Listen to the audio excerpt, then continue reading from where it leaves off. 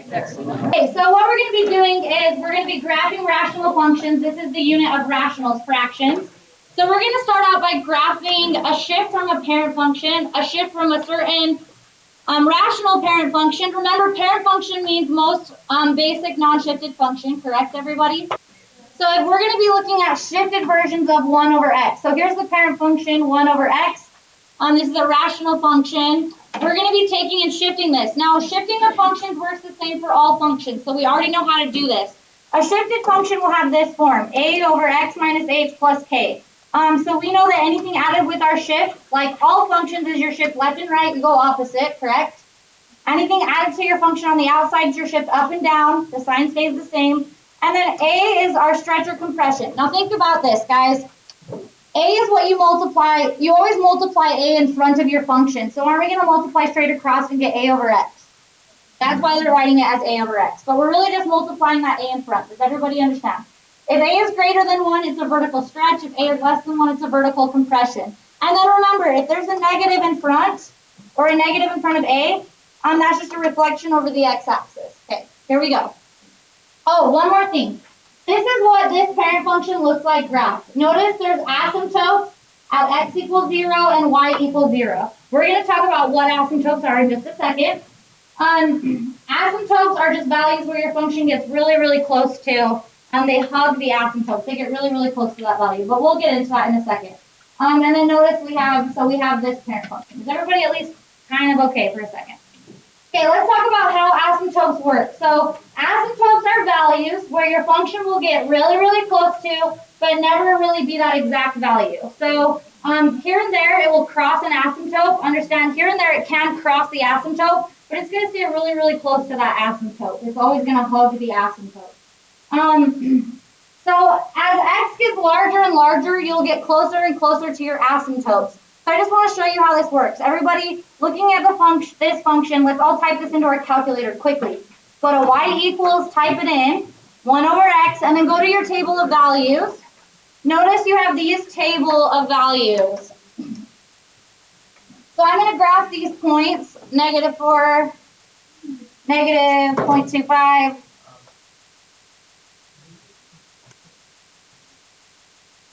I'm just going to plot some of these.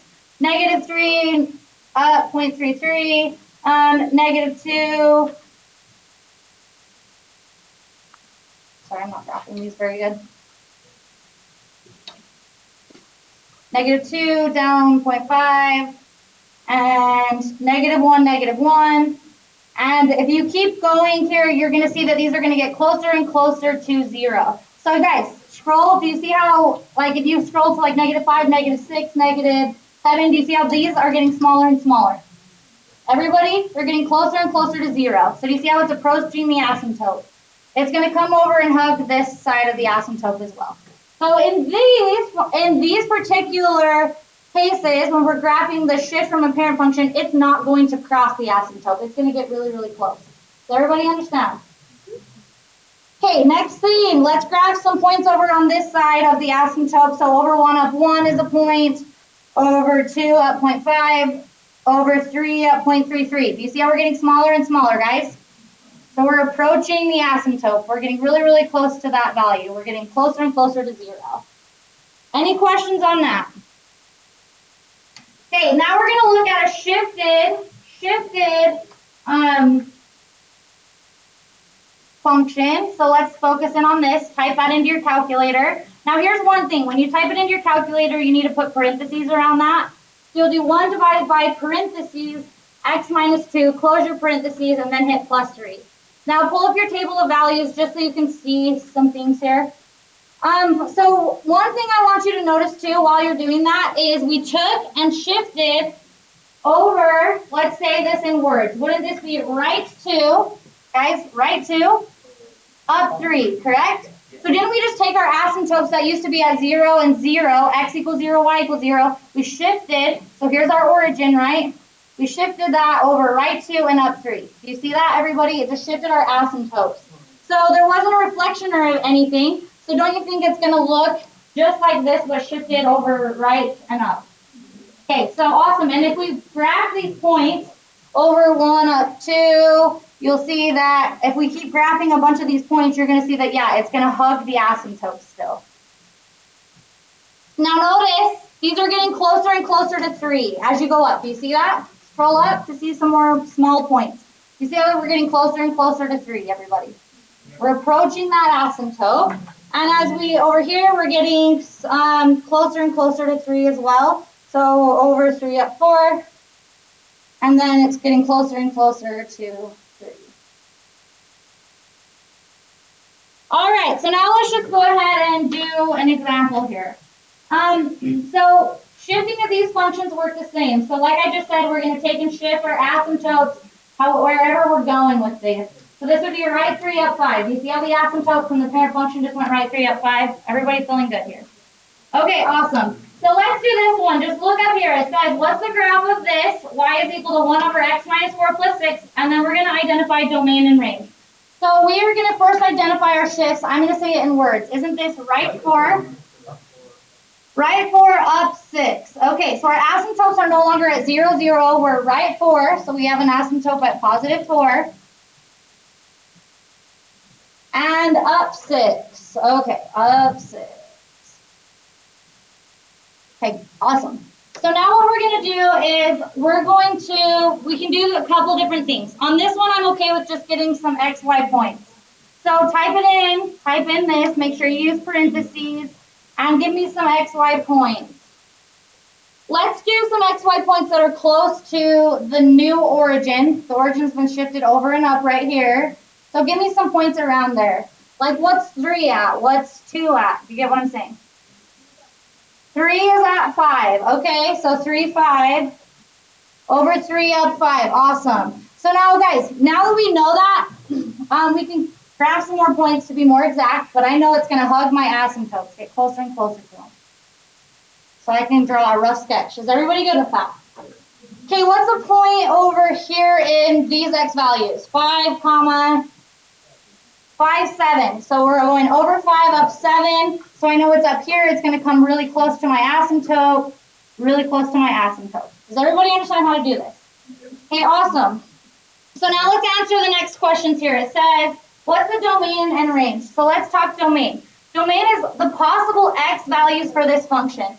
So where's my function growing from left to right? Now notice something. Isn't it growing to negative infinity? But isn't it getting really, really close to 4 but never crossing 4?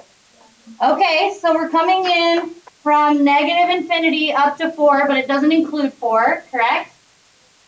And then after that, after 4, isn't it growing to positive infinity, guys? So 4 to positive infinity, not including 4. Now, let's make sense of why. Why can this not equal 4?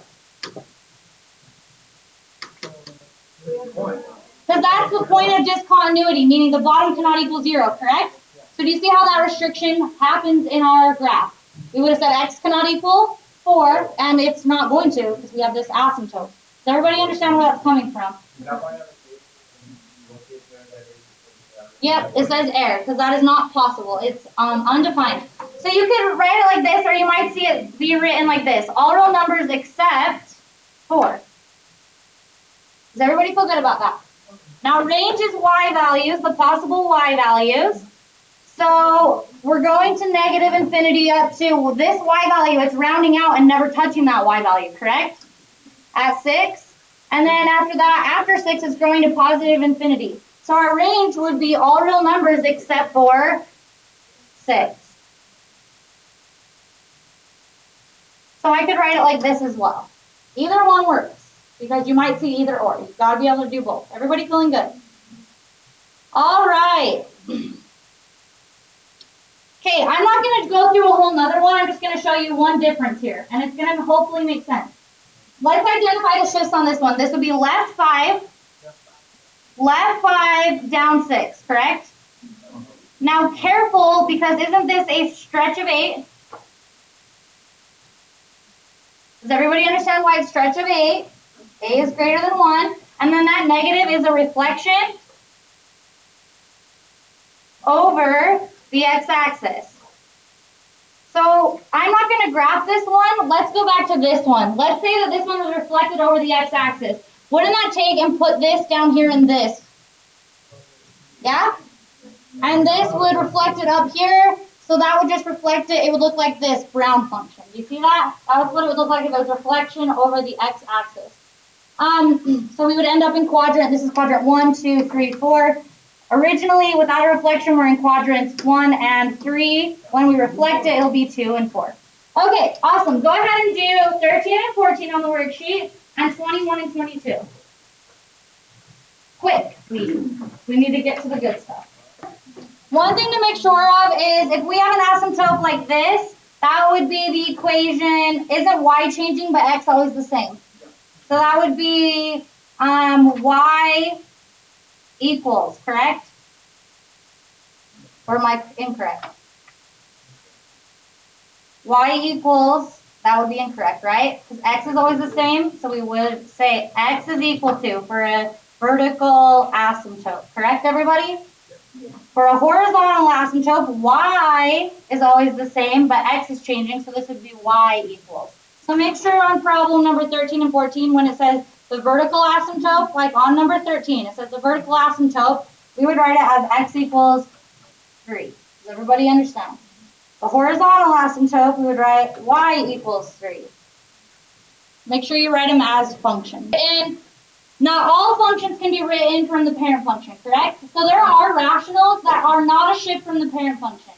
So that's what we're going to be looking at now. So a rational function is a function you can write in the form f of x is equal to p of x divided by q of x, where p of x and q of x are polynomial functions. That makes sense, right? If we have two polynomials being divided, we can go ahead and graph that.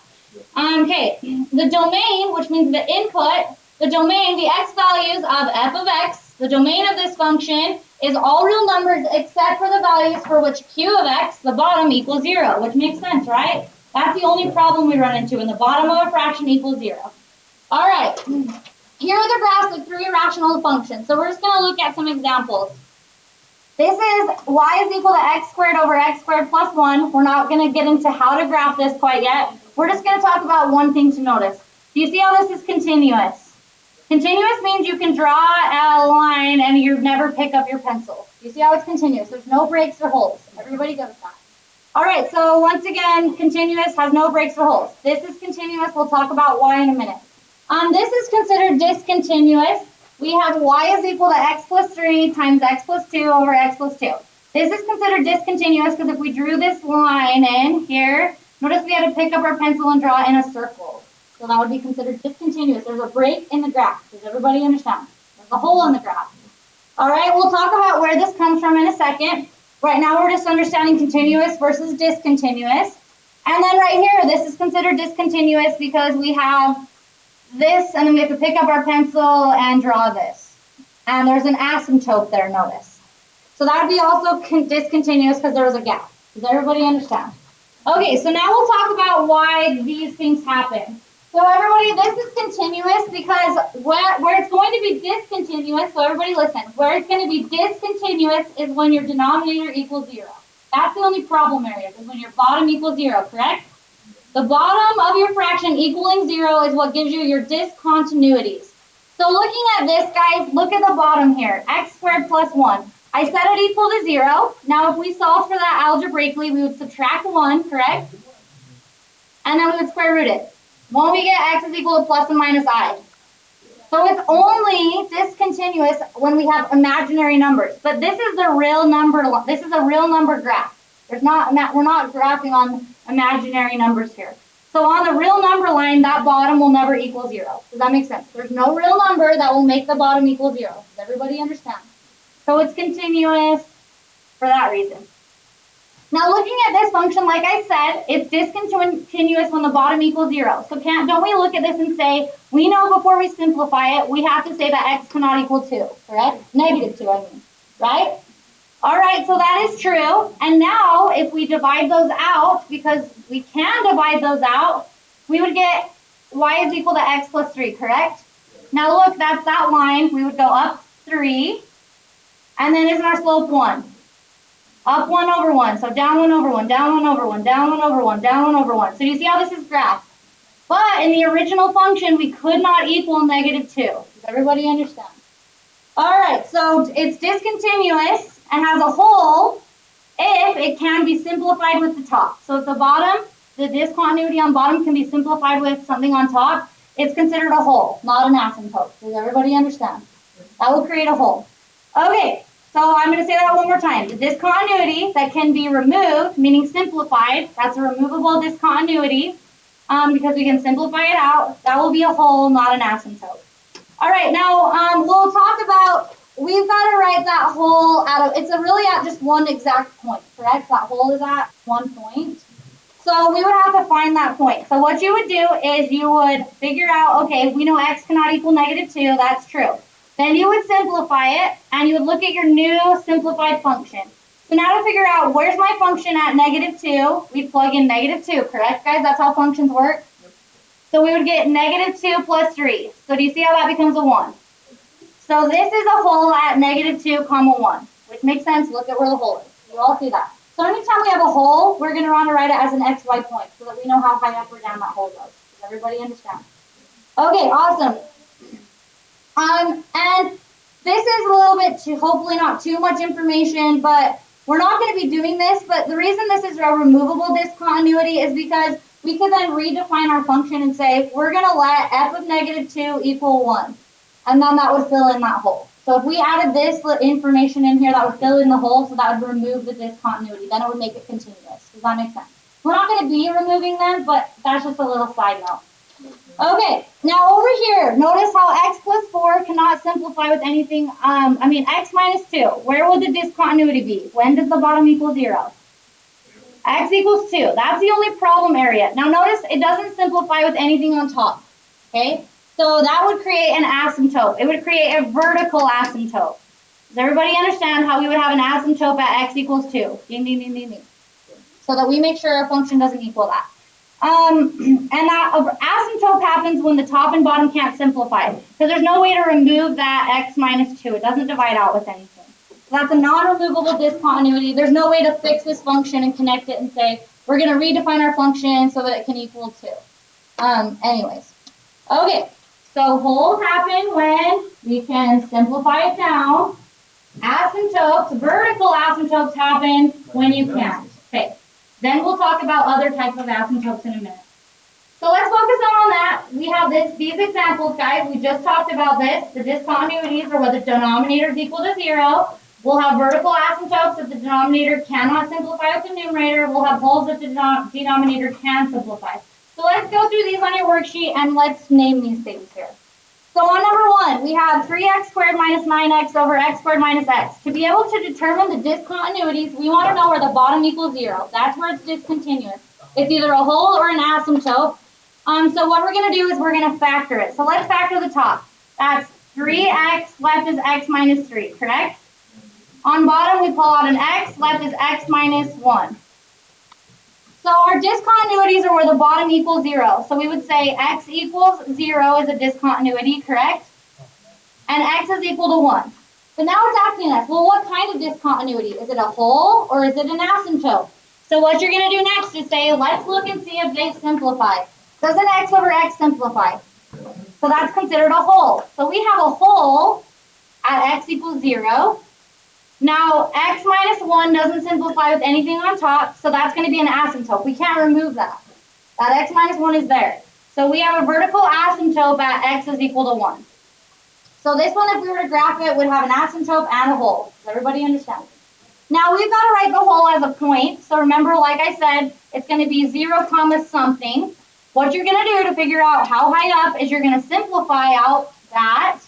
Oops, I meant to divide out the x. Sorry.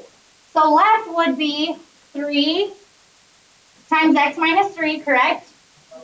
All over x minus 1. So now I say, what is my function at 0? Plug in 0, guys. Plug in 0. On top, we get -9.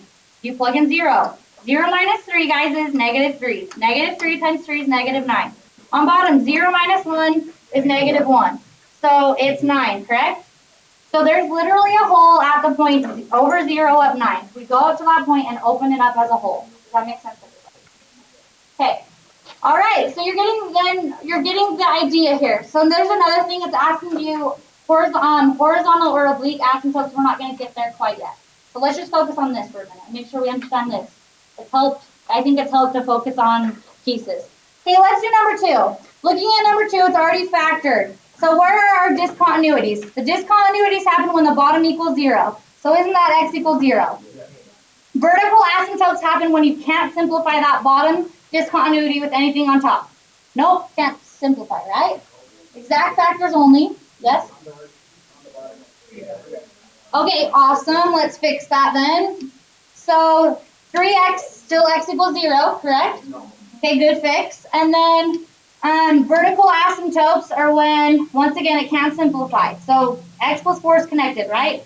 Can't simplify with anything on bottom. So our bottom did not simplify, so it's a vertical asymptote, not a hole. Do we have any holes? Was there anything that simplified? No. So this one has no holes. Does everybody understand? Let's do another one, number 3. So we would want to factor the top, factor the bottom. So this is really x minus 4 over 4x and x minus 4, correct? Our discontinuities are when the bottom equals 0. So we'll have x equals 0, correct? And x equals 4. Those are the discontinuities. Now it's asking us, well, what kind of discontinuities are we looking at? Are they holes or asymptotes or both?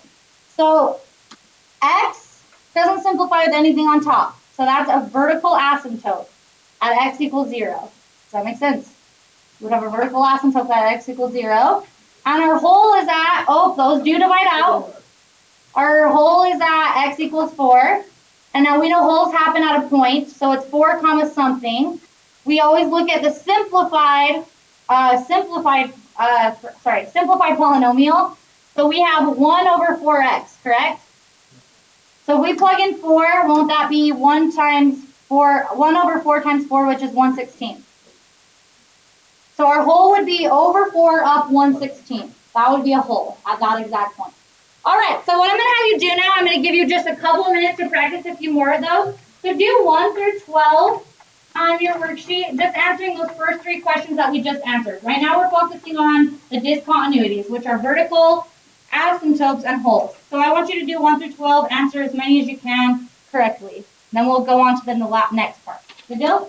Okay, everybody, back up here. Okay, so we just learned about discontinuities. So I'm going to recap what we just learned. We just learned there are 2 types of discontinuities. Discontinuities are where the bottom equals 0, correct? There's either an asymptote or a hole. If it is a hole, it's because it could simplify out, right? That makes it a hole, everybody. If it cannot simplify, that makes it an asymptote at that value. Everybody good at that? Now, that makes that a vertical asymptote. So that doesn't help us with horizontal asymptotes. So it's a vertical asymptote or a hole. So now we're going to learn how to find the other asymptotes, yes. Great question. You absolutely can have 2 vertical asymptotes. You can have multiple vertical asymptotes. Whenever the bottom equals 0, if it doesn't simplify at the top, then that happens multiple times. Okay, so this is the next part that's probably a little bit harder. In fact, it is. So get out your phone and take a picture of it, and then I'm going to explain it. Okay, so we've only learned how to find holes or vertical asymptotes. Now we're going to learn how to find horizontal or oblique asymptotes. So horizontal asymptotes are the ones that happen on the horizon, right? Everybody, horizon, like when the sun rises, like the horizon I'm looking at on the horizon. That would be like this. Do you see how this line has no slope, everybody? The 0 slope. That would be like y equals -3. This is an asymptote at y equals -3. That's a horizontal asymptote with no slope. Oblique asymptotes are just slanted with a slope. So that's the only difference. An oblique asymptote will have a slope. Do you see how this has a slope? This has the form mx plus b. Okay, awesome. So that's what an oblique asymptote is a slanted asymptote. So you're going to have either a horizontal or oblique asymptote happen. So if we have a polynomial, a raised to the n power, divided by another polynomial raised to the n power, then you're either going to have horizontal or oblique asymptotes. And this is the rule. And then I'm going to make sense of the rule so that you don't have to memorize the rule. But both are good to have. Okay? So everybody, if your m is less than n, meaning if this degree is less than this degree, we're going to have a horizontal asymptote at y equals 0. Right here. Do you see how I drew out a vertical asymptote at y equals 0? It's a horizontal asymptote at y equals 0. That's if the degree on top is less than the degree on bottom. Now let's make sense of why that is. So everybody look up here. The making sense of it's the big picture. This is my example of one that has a degree on top less than the degree on bottom. This would have an asymptote at y equals 0. Now here's why. First of all, we could go through and divide this using long division, correct? Everybody, we could try. What goes on the outside, so with this, we on the outside of our house would be x to the 5th plus 2x, correct? In our house would be x plus 3. Remember, we focus on the leading terms. X divided by x to the 5th. Does that ever divide by x to the 5th? 0 times, correct? 0.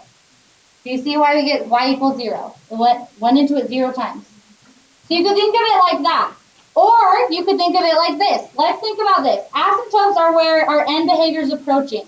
So everybody, let's plug in, for example, a really big number, 1,000. 1,000 divided by 1,000 to the 5th power. Isn't that going to be, let's type it into our calculator. So the reason I didn't do the plus 3 is because it's not going to matter that much. 1,000 plus 3 is 1,003. So you could be exact. You get what I'm saying though, right? So 1,000 plus 3, 1,003 divided by 1,000 to the 5th plus 2 times 1,000. Are we getting 0.0000 really close to 0? But it has an E there, right? E, so that means 0.000000. So do you see how it's approaching 0? Because think about it, if you have something small divided by something huge, it just gets really close to 0. Does everybody understand why it'd be y equals 0? Okay, next thing. If this is greater, if the degree on top is greater than the degree on bottom, we will have an oblique asymptote because you're going to be able to actually divide those polynomials and get some polynomial left over. Does that make sense? So look at this example. X cubed plus 2x over x squared plus 4. We would do long or synthetic division. We would do long division with that. Are we taking the degree 3 dividing by degree 2? Won't that be x to the first? And all of a sudden we have a slope. If you have an x, there's a slope. Does that make sense, everybody? So we would go through the process and we would divide it out using long or synthetic division, and then we would have a new polynomial, and that would be what we graph. That would be our oblique asymptote. Now, one thing to note on that, you're going to have remainders, but the remainders are insignificant, so we never graph the remainder part. We just focus on the x plus 3. We graph that. The remainder will be insignificant. You don't graph the remainder. All right, if m equals n, so if these degrees are equal, you can also divide them, but they'll divide evenly. So you're just going to have, like, for example, 2x squared plus 3 divided by 4x squared minus x. Don't these both divide by, don't those x squareds divide out? And we get 1/2, correct? Then we'd have a remainder if we kept going. The remainder is insignificant when graphing. So we would say 1/2 would be our horizontal asymptote because it went into it evenly. There was no x's left, right? Well, it was a constant. Do we all understand that? Okay. So you have the rules. Let's start practicing. So everybody looking at number 1, we're going to now answer the questions. Does it have a horizontal or oblique asymptote? Let's answer it. So looking at this, don't those have the same degree? Yeah. So they divide evenly. 3x squared divided by x squared is 3. So we have a horizontal asymptote at y equals 3. So we'd be able to graph that now. Now, once again, guys, if we were doing long division here, we would then distribute the 3 back through and keep going through, but then we would get a remainder, and that's insignificant in grafting. Everybody feeling good? Okay, let's do number 2. Does it have a horizontal or oblique asymptote? X to the first over x to the first. Aren't the degrees the same? Yeah. So this is a horizontal asymptote at 1 over 3. So y is equal to 1/3. If we divided those, the x's would divide out, leaving us with a constant. So that's a horizontal asymptote. So we have a horizontal asymptote at positive 1/3. Okay, looking at this one, horizontal or oblique asymptote. Careful before you answer. If we try to divide this, does x divide by 4x squared? No, 0 times, right? 0? So that would be a horizontal asymptote at y equals 0, right? We can't divide that, right? It goes into it 0 times, guys.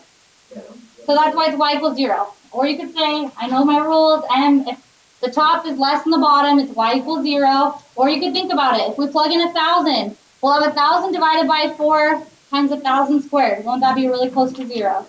Something small divided by something really large. Everybody good with that? Okay. This is a horizontal asymptote at y equals 0. So we would have had an asymptote at y equals 0. Okay. All right, number 4, horizontal or oblique asymptote. We have this divided by this. If we take a quadratic divided by something linear, well, we get something linear. That means we're going to have an oblique asymptote because it will be slanted.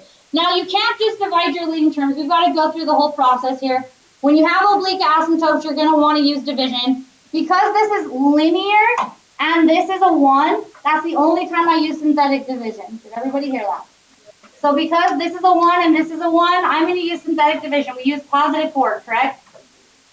We put a 1 in, a negative 2, and a 5. We drop down 1. 1 times 4 is 4. We add straight down and get 2. 2 times 4 is 8. We add straight down and get 13.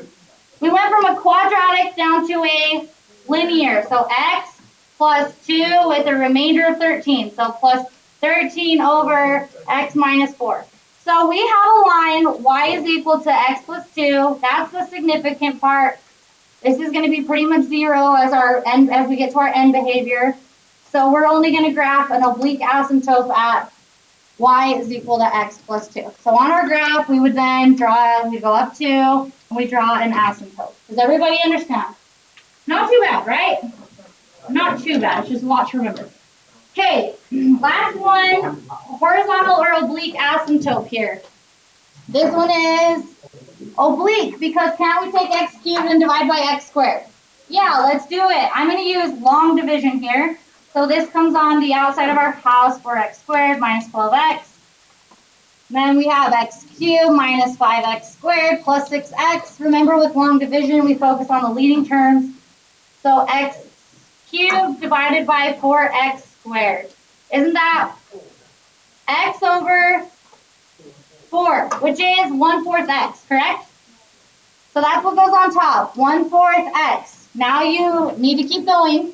It should be that back down. So 1/4 x times 4x squared is x cubed, guys. We're multiplying it, right? 1/4 x times that, times negative 12x. Don't you multiply straight across, guys? What's negative 12 over 4? Negative 3, what's x times x? So negative 3x squared. Now don't we change the sign, change the sign.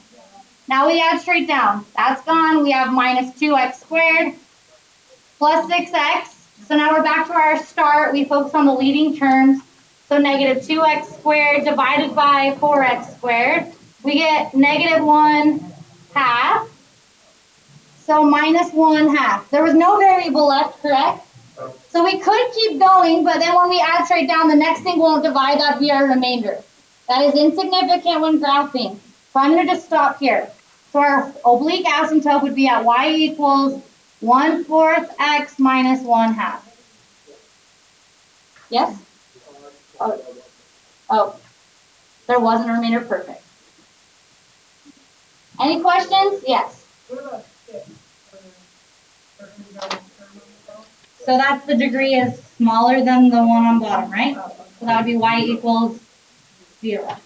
All right, so I'm going to let you finish up 1 through 12. Well, I'm going to let you attempt to finish 1 through 12. Does it have horizontal or oblique asymptotes? Ready, set, go. Don't waste time, because now we need to practice graphing these.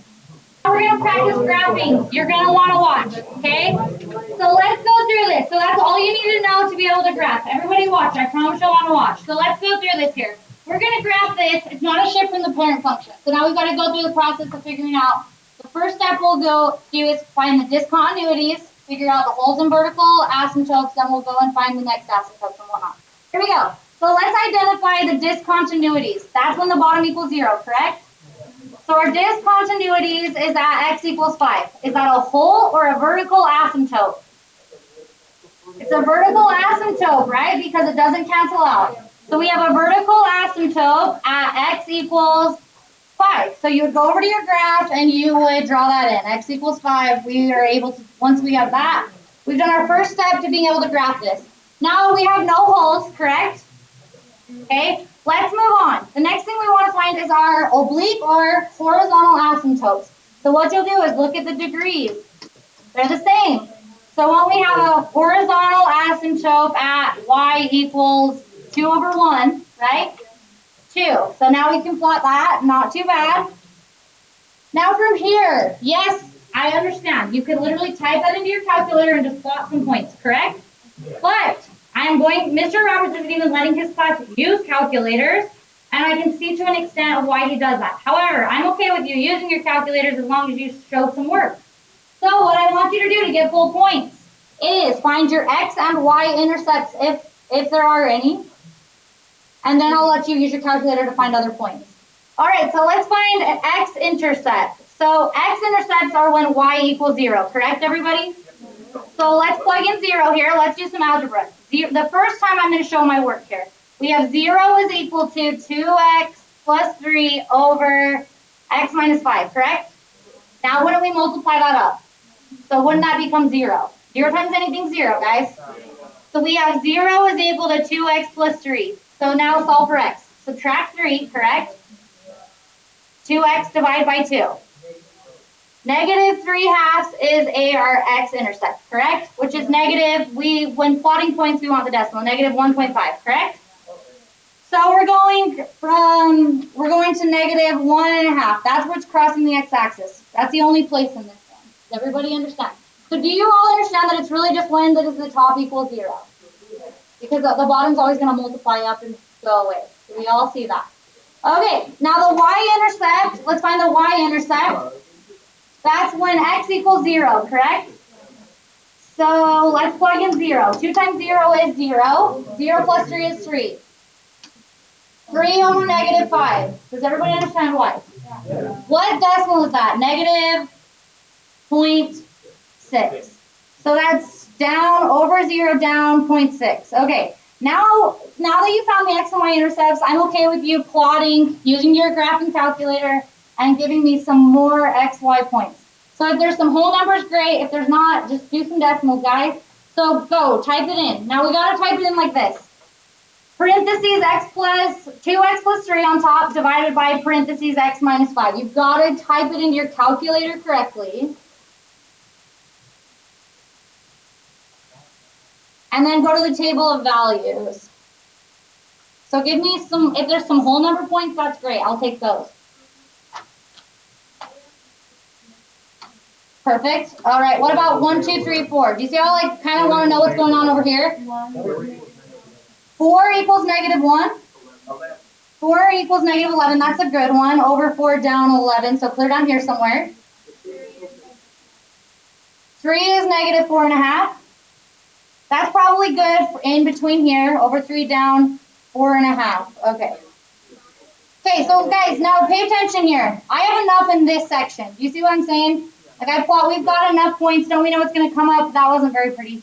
And come down and approach our asymptote, everybody. That was not very pretty. My arm kind of went crazy. All right, now what about 6 is at what? 15, so over 6 up, 15 up there somewhere. So we know that this is coming down and approaching. That's how asymptotes work, right? So rough graph is good enough. Everybody good? Shown enough work in my book, yes? Yeah, it kind of is. It is a reflection. Stamp over that. It would be. Correct. Okay. All right. So let's do this one. Okay. I promise we'll get to some on your worksheet, but you're going to want to see these. So it says identify. So the first thing we do in graphing this is identify the discontinuity. So we have to factor it, correct? On bottom, we factor out x. Left is x squared minus 4. So I'm going to rewrite it one more time. On top, we have a 4x. On bottom, we have x and x minus 2 and x plus 2, correct? So our discontinuities are at 0, 2, and negative 2. Let's figure out which ones are wholes or asymptotes. Doesn't that one remove? X over x. That removes, so that's a whole. Okay, guys? We're all good? Asymptote, asymptote, right? So let's draw those in. We have an asymptote at positive 2. And these are vertical asymptotes. I should be more specific. And negative 2. So these are our vertical asymptotes. And now we'll come back to the whole in a minute. That's going to be kind of my last step. Let's now figure out the horizontal or oblique asymptote. The degree on top is smaller than the degree on bottom. So isn't that, if we plug in 1,000, Won't that be 1,000 divided by 1,000 cubed would be pretty much 0? Yeah. So that's y equals 0. Our horizontal asymptote was at y equals 0. So now we'll draw that in. All right. So now what we're going to do is we're going to find the x-intercepts and y-intercepts. So x-intercepts is when y equals 0. So plug in 0. Won't the bottom become 0? We'll multiply it up. So we're looking at 0 is equal to 4x. Solve for x. Divide by 4. 0. Okay, awesome. So 0, okay, so 0. Right, everybody? Okay, right there. But it can't equal 0, right? Wasn't that our whole? So we're going to open that up and make that a whole. Does everybody feel good about that? Okay. Now, y-intercept. Y-intercept is when we plug in 0, and we're going to plug it into the simplified, we need to simplify it. So now we'll simplify it, and don't we get 4 over x minus 2 and x plus 2. So we're going to be graphing the simplified function. They will come out the same. Does that make sense? They're equivalent, not equal. So plugging in 0 for y, plugging in 0 for x, won't that be, let's do it in our heads. 4 over 0 minus 2 is negative 2, correct? And then that's 0 plus 2. So won't that be a negative 4 on bottom? 4 divided by negative 4 is, so our y-intercept is at 0, negative 1. We plugged in x equals 0, right? So 0, negative 1. Okay. What am I missing here? That was our whole. 0, negative 1. Right? If we plug in 0, that's what we should be doing to find our whole. Our whole is at 0, negative 1, not 0, 0. Yeah, that makes more sense. 0, negative 1 was our whole. All right, so now what you can do is graph some XY points. Everybody pull up your graphing calculator. You can type in this or this. You will get the same thing, but you got to type it in correctly. So what I would do is either, let's type this in. Make sure that here's the thing, you've got to maybe, with your calculator being really picky, I would distribute that back out and do it in parentheses. So x squared, I don't know, play with it, see if you get the right thing. But I would distribute that back out so that my calculator knows it's all in the bottom of my fraction. So x squared minus 4, correct? Type that in, go. Give me some xy points at this point. xy. Okay, so now here's what I'm going to do. I like that okay, so do you see how we have all these different sections, guys? Of like, we need to know like where our function's going. Okay, so I like that you chose a number in this section right here. So you said negative 4, what? Negative 4, negative, guys, negative 3.8. Okay, so we're going negative 3 up 0.8, correct? So up here. So do you see how it's going to be positive up here, guys? So we know it's going to go close to our asymptotes. That's how asymptotes work. Everybody understand? Now I'm going to pick a negative, let's pick negative 1, because we need to know what's going on right here. So negative 1, comma, negative 1.3. Okay, so negative 1 down 1.3. So don't we see that it's coming like this? Okay, let's plug in 1. What do we get? 1 and negative 1.3. So we're going over 1, negative 1.3. So it's going like this and coming close to our asymptote. Does everybody see how I'm just able to use this? Okay, let's get a point over here. So 3 or 4 or 5. What's going on over here? 3 is 0.8. Okay, so we're going over 3 at 0.8. So we know it's in the positive. So now we're coming close to our asymptote. So do you see how I drew a rough sketch just looking in different like pieces of the graph? Everybody feel good? Not too bad, right? As long as you know what you're doing. Okay, do you want to do one more off the, okay, do you want to do 19? Okay, let's do 19. Here we go.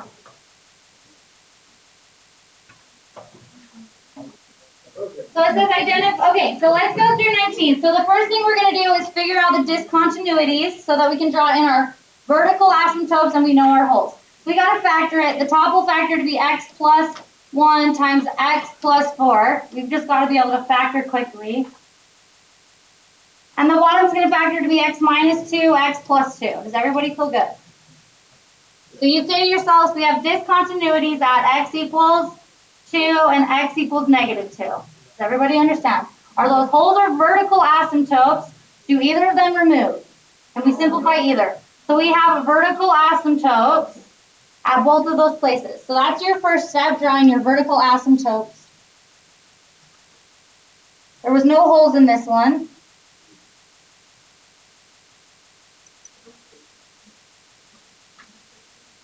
Okay, so now let's figure out our or oblique or vertical asymptotes. Aren't our degrees the same? So it's a horizontal asymptote and it's at 1 over 1, correct?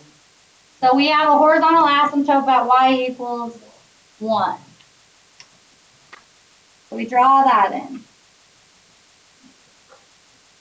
Okay, awesome. And now we're going to go ahead and do x and y intercept. So x intercept is when y equals 0, correct? Isn't that just, if we plug in 0, we have 0 equals this, we multiply this up, so we're only focusing on the top, right? So we want to be at -1 and -4 be our x-intercepts. So we have x-intercepts at x equals -1 and x is equal to -4. So -4 and -1. Okay, doing good. Let's find our y-intercept. We're looking at this function. It didn't simplify, so that's when x equals 0, correct? So let's plug in and see what we get. 4 over -4, which is 4 over -4, which is -1. So we're crossing at -1. Awesome. So now what I'm going to do is pull up my XY chart and plot some more points. And I'm going to do it in each section, X, Y. Okay, so now we see this section. I need to look over here because I need to know, is this going up or is it bouncing? What's going on here? So like -5 or -6, what's that at? Even if it's a decimal, guys. What's one of these points at? Are we all typing it in? Make sure you use parentheses like this. Like we need a point over here behind this 0 to know where we're going.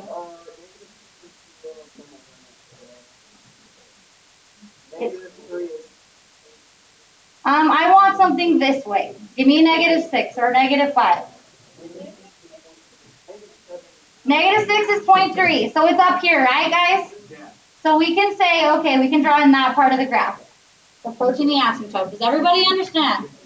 Now, you said -3 was at -0.1, so it's down here somewhere, right? Okay, guys, negative what? Okay, perfect. So now we're going like this, right? We know that's how asymptotes work. Does everybody understand? Now let's figure out a point between, is this going up here? Is this coming down here? Like what's going on? So what's a point we're not going to be able to use our XY chart for this point? Because it's a decimal, right? What's a point between the asymptote and the 0? Does everybody understand what I'm doing? So wouldn't that be -1.5? So I'm going to say, what's my function at -1.5? How do we find that, guys? We plug it in, right? So this one you're going to have to use your calculator and type it in. So you'll do -1.5 squared plus 5 times -1.5 plus 4 divided by, type it in.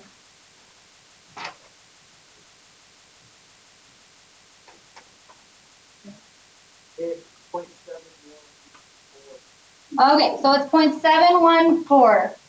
So it's up here, right? So it's coming up and going this way. And then we know that this is coming down. Let's figure out what's my function at 1. Let's find that section now. At 1, where's my function? So over 1 down 3.3. So now we know it's approaching that asymptote. Is everybody feeling okay about this? I'm just looking in each section and knowing, so I know where to draw in my graph. Okay, now let's figure out something over here to this side of this asymptote. So what's 3 at? 5.6. So that's good enough. Over 3 at 5.6. So, and then you can keep going, but it's up here in the positive direction, right? So it's going to approach your asymptote. Not too bad. We're okay, not okay. We good? Okay. Do you want to do one with oblique asymptote? Okay, then look up here. Okay, so this one has an oblique asymptote. So the first thing we do is identify the discontinuities. That's when the bottom's equal to 0. Is now we've got to factor it, correct? So if we factor this one, does the top factor? Let's see. It multiplies to be 6 and adds up to be -3. Nope, doesn't factor. So we definitely know that that's a vertical asymptote because it's not going to be able to be divided out, correct? So we have a vertical asymptote by x equals 2. Now we know we don't have any holes. Let's find our horizontal or oblique asymptote. Doesn't an x squared divide by x? Okay, so that would be, okay, so it's an oblique asymptote, right? Oblique asymptote. We need to do that. So I'm going to do synthetic division.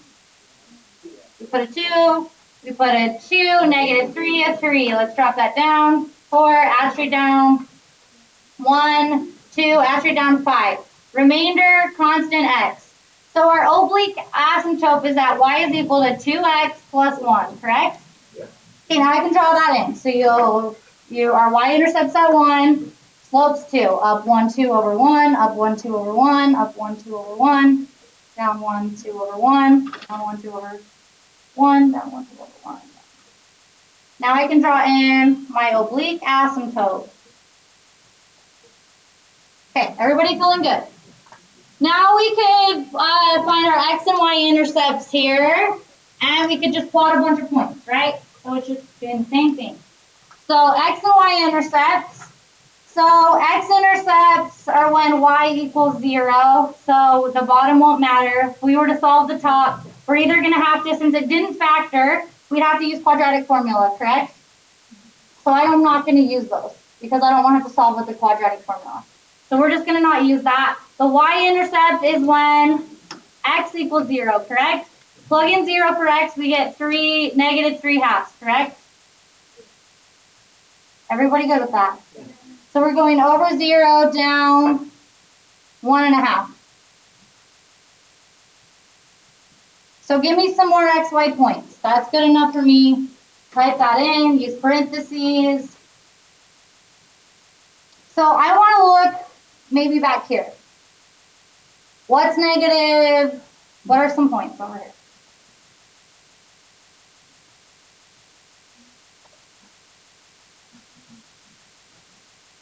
Do we know what we're doing?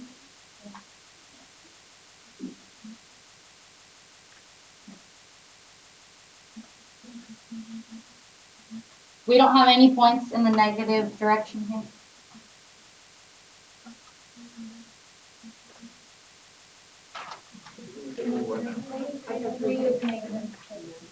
-3, -6. Okay, -3 down 6. 6, right there, right? Okay, awesome. So don't we know that this is coming like this?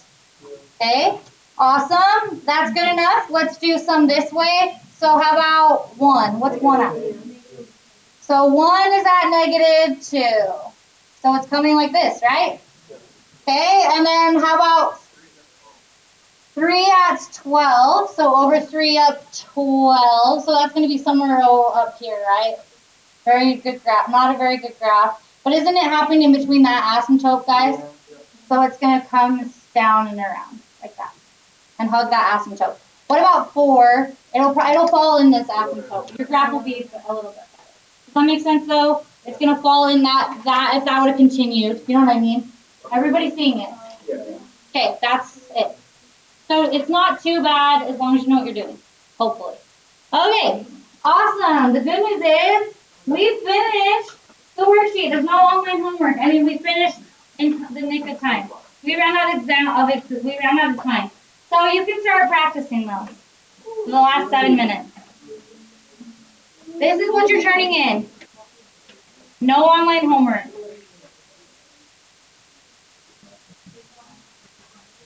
Oh, The top would have simplified to be 1 minus x over y, because y to the negative 1 has to be flipped over a fraction. And then on bottom, we would have had 1 over x minus 1 over y, right? Flip over a fraction. So then we'd get a common denominator. We'd just focus on this piece. We would do y over y. So that's y minus x over y. Then down here we get a common denominator, y over y, x over x. So that's y minus x over xy. Now we have a fraction divided by a fraction, so now you can flip a second and multiply. So that's y minus x over y times xy over y minus x. So now you can divide out exact factors. Those divide out to become 1s. Those divide out to become 1s. So left was x.